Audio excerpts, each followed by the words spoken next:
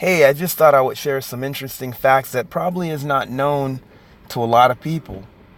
Um, this day, Dr. Martin Luther King's birthday celebration, which his birthday is actually on the 15th, but we celebrate it on the 20th.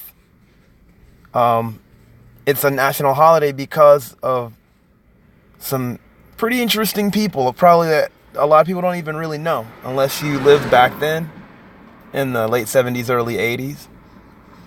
Um, we can thank, obviously, Coretta Scott King, may she rest in peace and her memory be eternal, John Conyers, but the ones that people probably would never even think, unless you lived back then, helped to establish Dr. King's Day being a holiday was musicians Stevie Wonder and Gil Scott-Heron.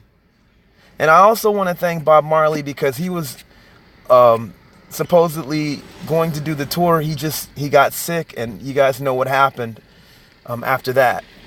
So I just thought I would share this with you guys. Gil Scott-Heron is one of my favorite poets, and I dig Stevie Wonder's music a lot.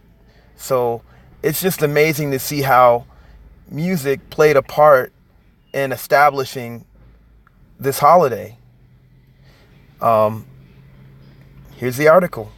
This article actually is from another article, but this is like an excerpt, so I'm going to just read that. And I'll post the original article and also a few other articles that I've read on that as well.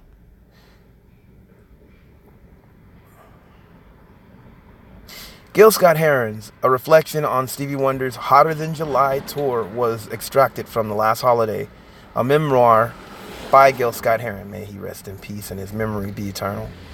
The full excerpt was first published by The Guardian in 2012.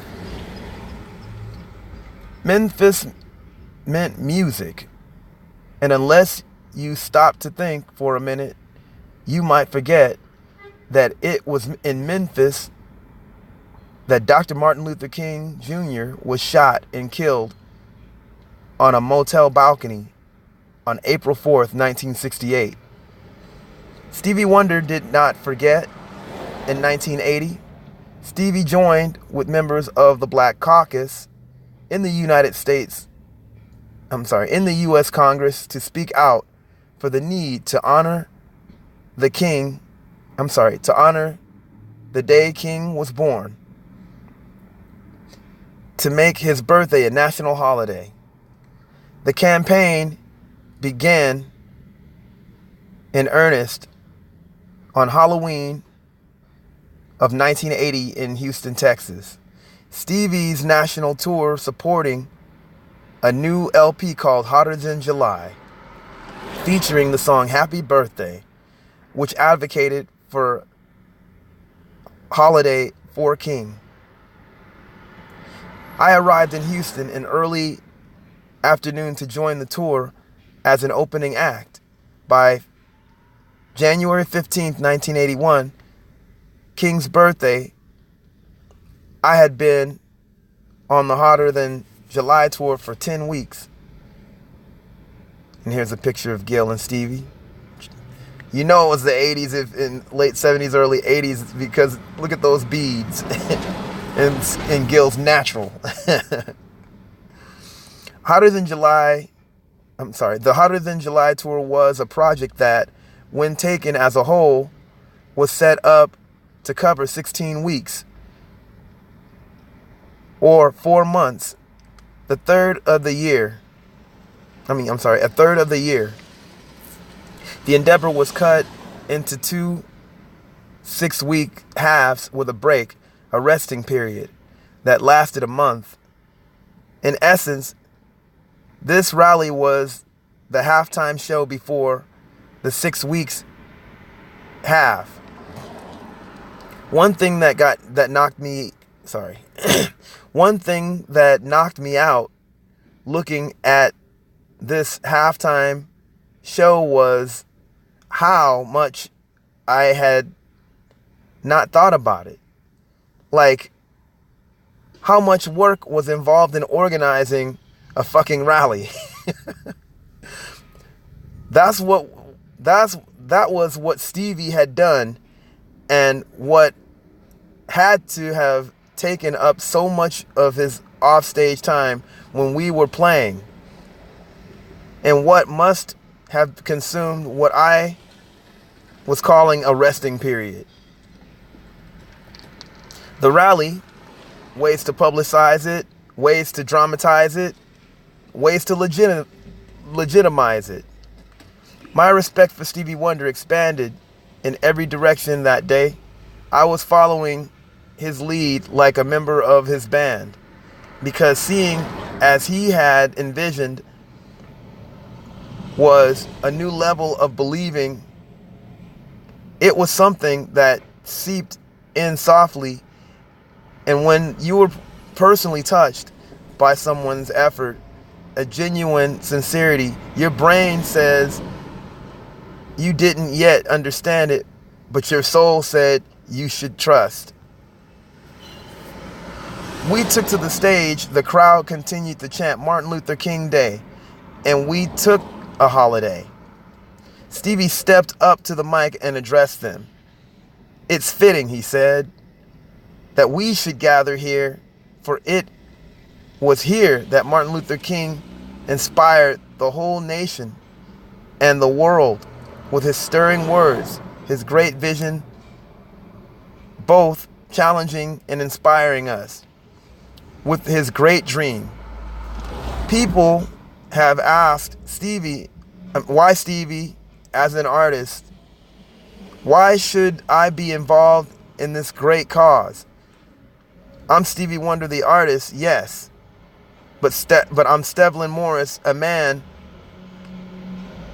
a citizen of this country, and a human being. As an artist, my purpose is to communicate the message that can better improve the lives of all of us.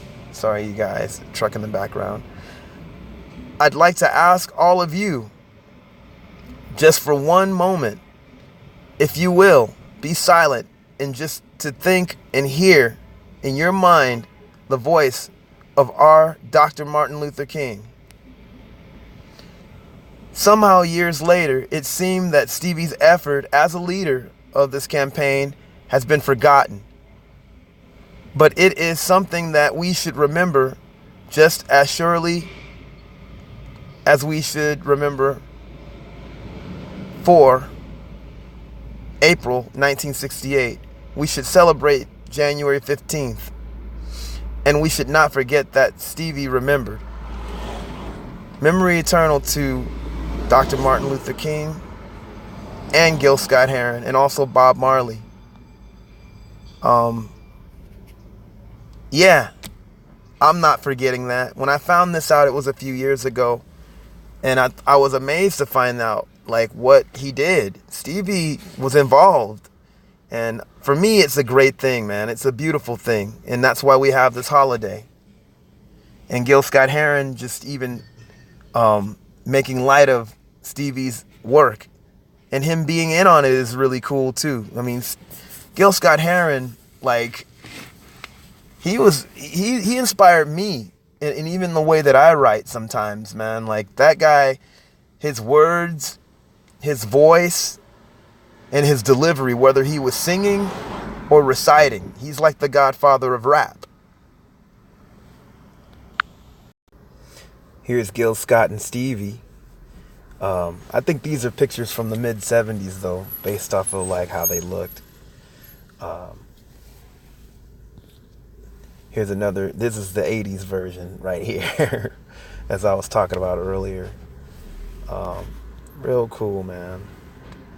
Stevie and Bob were really good friends, and he would have done that tour, but he succumbed to cancer, unfortunately. And you know, before he wanted to do it, but he was really sick. And Gil Scott was a great choice to step in. Both have had a history of talking and speaking truth to power when it came to their art and music. There's Steve and Bob again, and in the mid-'70s, actually. This is the tour that they went on, It's the Hotter Than July tour for that album. It's a cool cover too. And I guess this was one of the flyers that was check this out, y'all. Like, that was back then. And yeah, now we have this holiday. Yep. Stevie and Coretta Scott King. This is a great picture with both of them. I know she was proud of what Stevie did by helping, if not like really putting the drive in having this holiday established. It's a trip what music could do. What you can do. That's what I feel like as a musician I have an obligation to do that. And in some ways I've been fortunate to have where I use music to help, instead of harm. But this is not about me. Stevie said it best. It's about us, and yeah. I just thought I would do this because I thought this should be known. Stevie Wonder was more than a musician. Gil Scott-Heron was more than a singer and poet, musician himself. These guys were activists for their time. And Stevie still speaks up. I know that. This is what inspired me too, as far as like their music and their action, what they talk about. Anyways, I'd like to know what you guys think. Like, comment, and subscribe. Happy birthday, Dr. King. Oh, as a side note, there was Jimmy Carter actually tried to propel this in. Now, this is the president. Tried to pitch this to the House, and he got rejected. So it shows what music. I mean, these guys were not in the political arena like that, at least, but they made that change by, having the people using their music and their talent as a platform to have this great day and to speak out on things like racism and all that stuff. Yeah, and as a side note, and I probably shouldn't even mention this, but I'm going to. Jesse Helms was horrible. He's the one that shot this down. And you guys know that John McCain was not too fond of the holiday either, which is why I have nothing to say about him. But anyways, shout out to Stevie Wonder, Gil Scott-Heron, and Bob Marley, and anyone else who helped with that. And with that tour, and just, I'm saying too much. God bless you guys. Have a great day.